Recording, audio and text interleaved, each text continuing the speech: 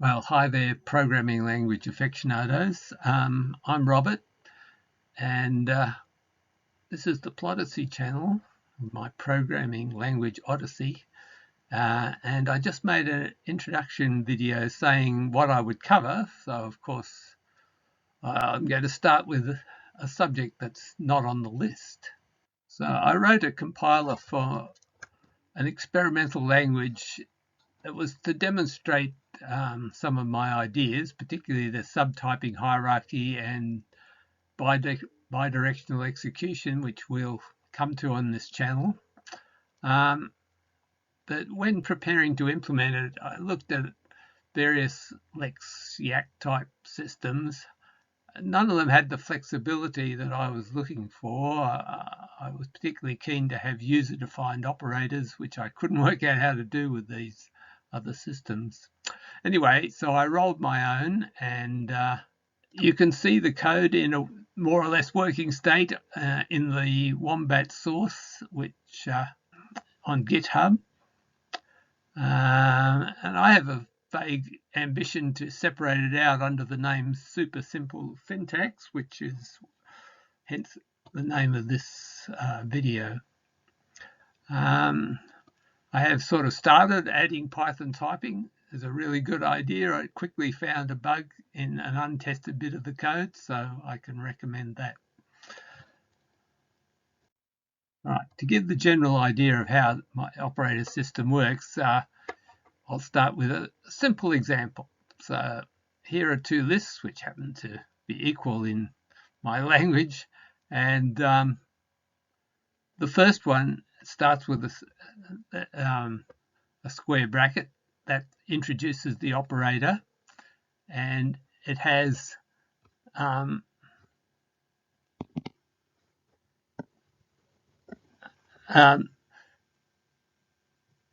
comma operand repeated 0 or more times after that initial operand.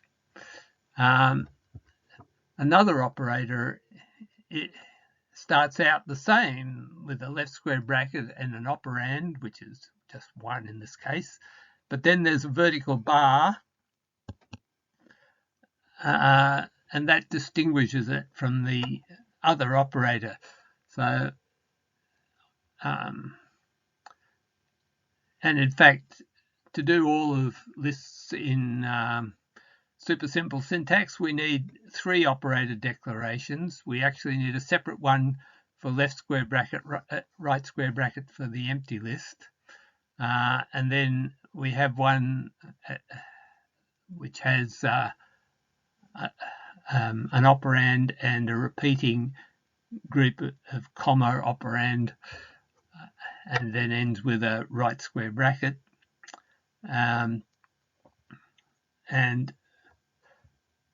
And then for the prepend operator, which is actually usually run backwards so that it's used for unpacking a list, we have the vertical bar distinguishes it from the previous one, and then it expects just one operand after that, and so it's not repeating in this case. So in my terminology, the left square bracket, the vertical bar, the right square bracket, and the comma are all sub-operators, or just sub-ops, I mostly call them. Sub-operators come in 3 flavors: mandatory, optional, or repeating. And the repeating means repeating 0 or more times. If you want repeating 1 or more times, just have one mandatory and then a repeating group. There's an initiating sub-operator, and it, of course, is mandatory. And the comma operator up there is repeating, but all the others are mandatory. Now, an operator is defined by its mandatory sub-operators. So the comma doesn't help to, it isn't part of the definition of the list up there, of the 1, 2, 3 list up there. but also the presence or absence of operators after each operand.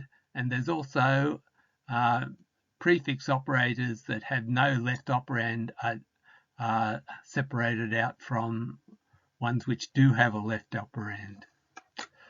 So to say a bit more about the rules, two operators, if there are two operators that start out the same over one or more mandatory subops, then they can't be different on their optional or repeating suboperators until after they've diverged, either because they have or haven't got operands, or one has and one hasn't, or by the occurrence of different mandatory subops.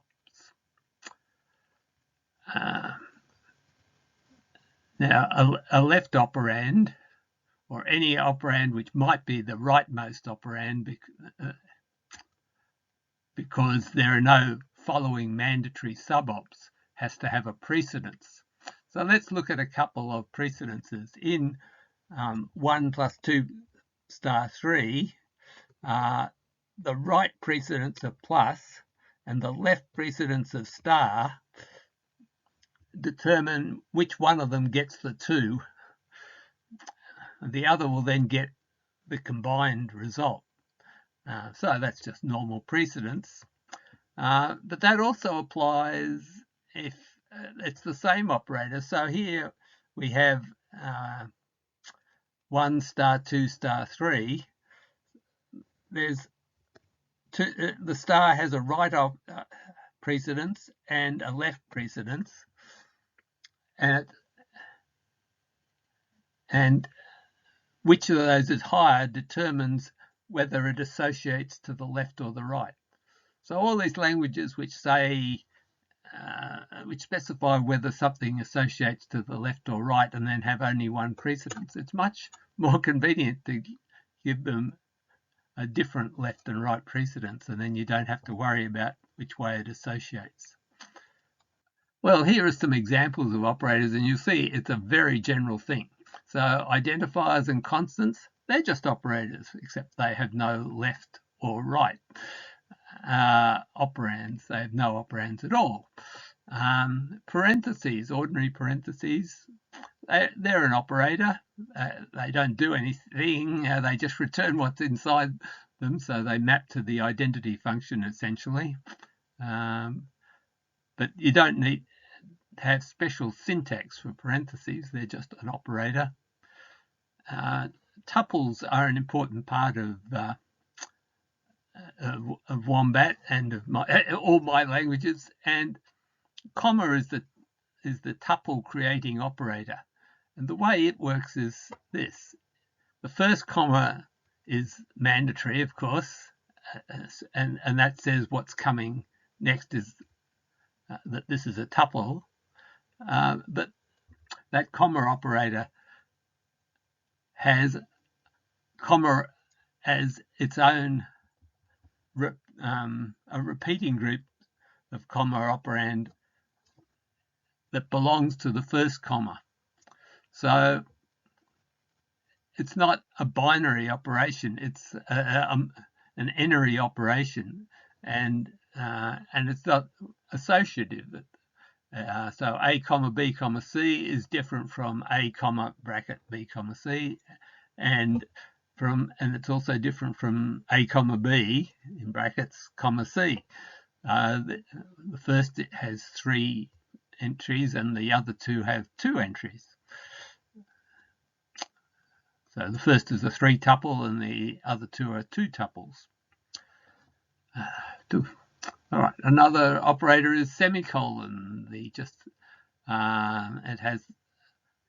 associative because it doesn't matter which way you look at it. So it has the same left and right precedence.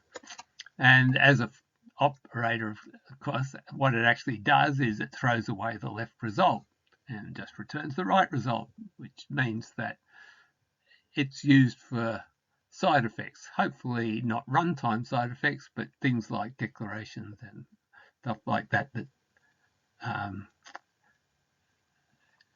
causes the understanding of the program to change. Indentation change is tracked, and so that can be a sub-operator as well if you like Python style and other languages that do that. All right, so what happens when we've already discussed the 1 + 2 * 3 example of operators meeting. Now, if operators with no left or right are simple operands, and that obviously includes identifiers that, as we mentioned, and parenthesized expressions, but also includes lists and many other cases where people like their operators to have an end as well as a beginning. So the process of going through your code starts with these simple operands and constructs more complicated ones. So we'll just assume the operands are simple or have been constructed. So we're always looking at a situation where we have the rightmost sub-op of one operator, then some operand, and then the leftmost, the initiating sub-operator of the next operator. So if only one of those two sub-ops wants an operand, there's no problem, they get it. And if both want an operand, then precedence decides. When neither wants an operand, then we have a special sub-operator called space. And that's how function calls occur. So a function call can be just f space x, or it can be f bracket x, in which case you can put the f right up against the parenthesis.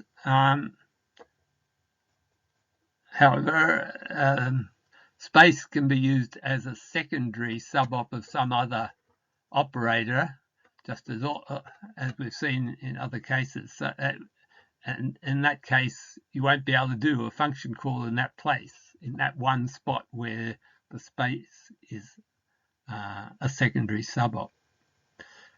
All right. Now, it's fairly normal to have the same sub-op to have both prefix and infix meanings. So -3, the minus is a prefix operator, and 7 - 3, the minus is an infix operator. But that's not the only case by any means. There are two types of if in Python 3. One is prefix and the other is infix, and that's quite normal. However, of course, it does lead to a little bit of confusion. If we write f space -3, well, that's not a function call because it's going to think the minus is an infix operator. You can do you can use parentheses to fix that problem, right? And of course, since it's something that might confuse people, the compiler should warn. But when you've got things which are postfix operators, so not expecting an operand after, that has even more potential to be confusing. And so only unambiguous use is allowed. In other words, the postfix operation only occurs when it's followed by a sub-op that like an internal one, so like a right parenthesis, for example. How do you declare operators? The operator declaration needs two things. It needs to specify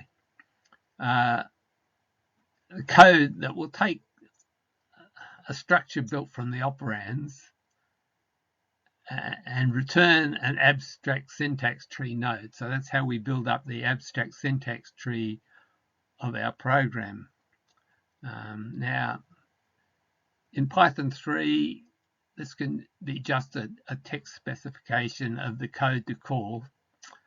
That's not an ideal way of doing it for error handling, but as I say, it's fine for just doing programming languages to demonstrate features.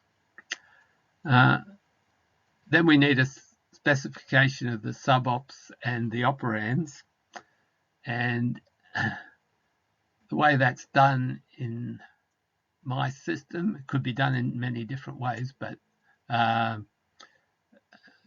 we just give a sequence of operand specs in round brackets, and that will have a decimal precedence inside if it's first or if it's possibly last, and a subop specification in square brackets, and it has the identification of the subop, and it can have mandatory, optional, or repeating after that. There's also the potential for sub operators, but we won't get into that. The word mandatory is the default, so it's usually omitted. So here's how the space operator is declared. We provide a thing in the AST module called callup, and we specify that the left operand and the right operand have high precedence, and the operator in the middle is space. And here, the declaration for non-empty list is something which will is a thing that will generate a tuple, and we specify the left square bracket. We don't need to specify anything about the operand except that it's there, so that's what the round two parentheses is for. Then we have a comma operand which is repeating, so repeating 0 or more times. It always has an operand after it, and then finally there's a right square bracket.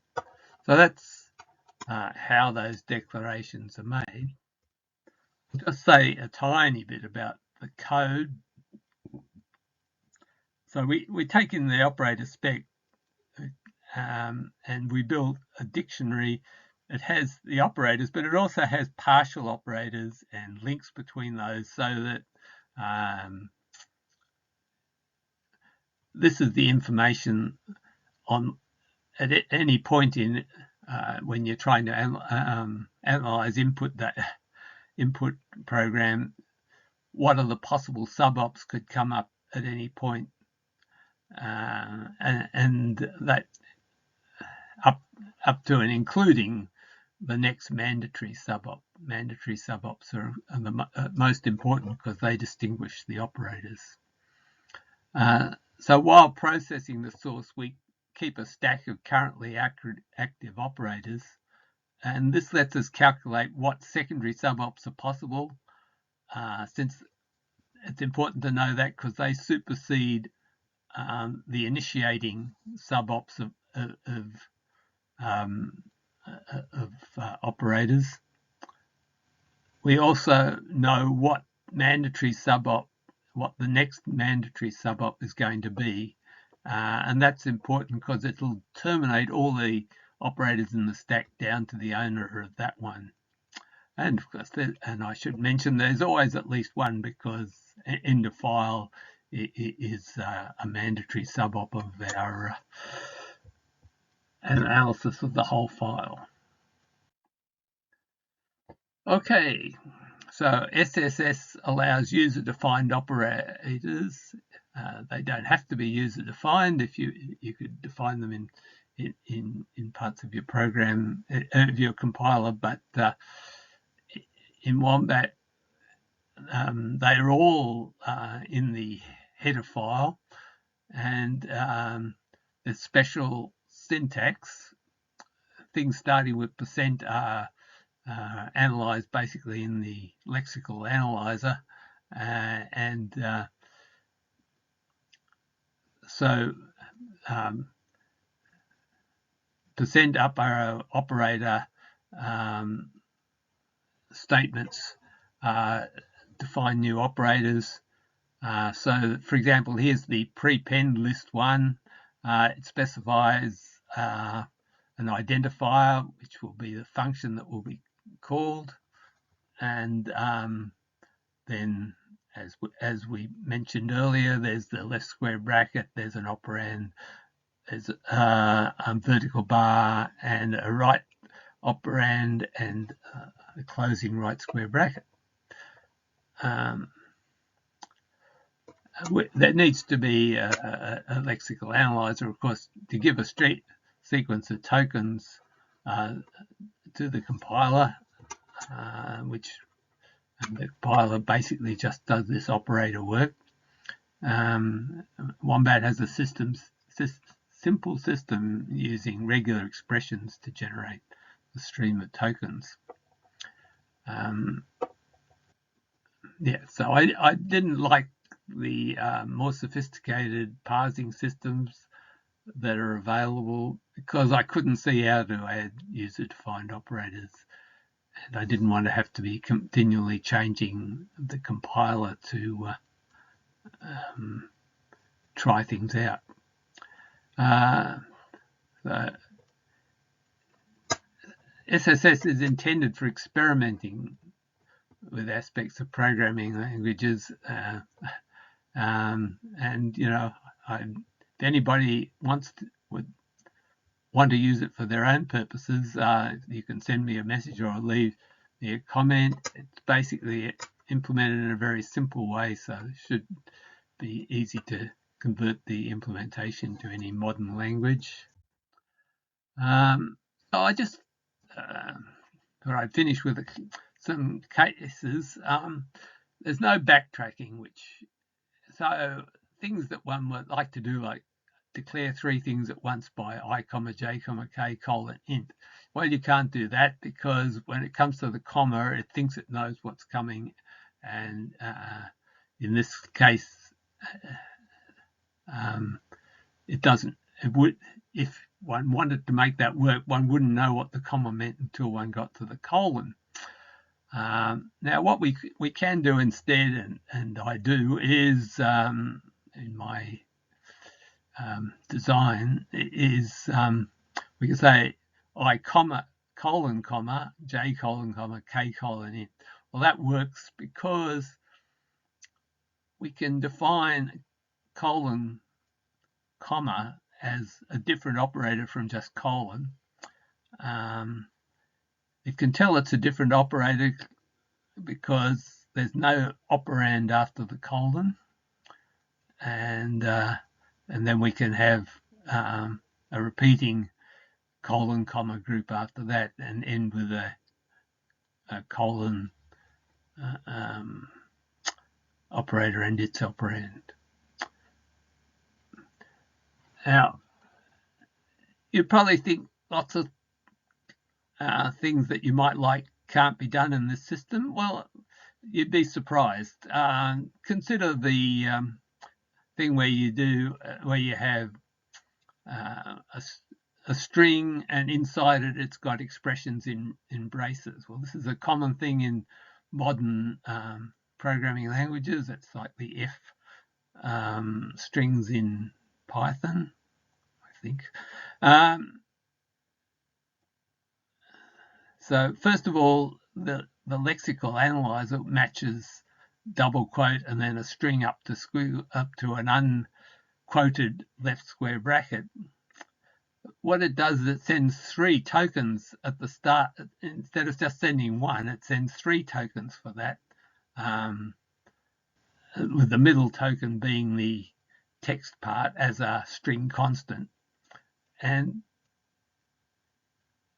then of course it analyzes the next expression just as an ordinary expression. There's no problem there. And then we'll have 0 or more things where it goes right parenthesis, some text, and then left parenthesis, and it'll just return this as another group of 3 tokens with this text in the middle, and then there's a closing group of 3. And so yeah, you've got to send a lot of tokens, and you've got to have a fairly messy definition of the operator in the operator part. In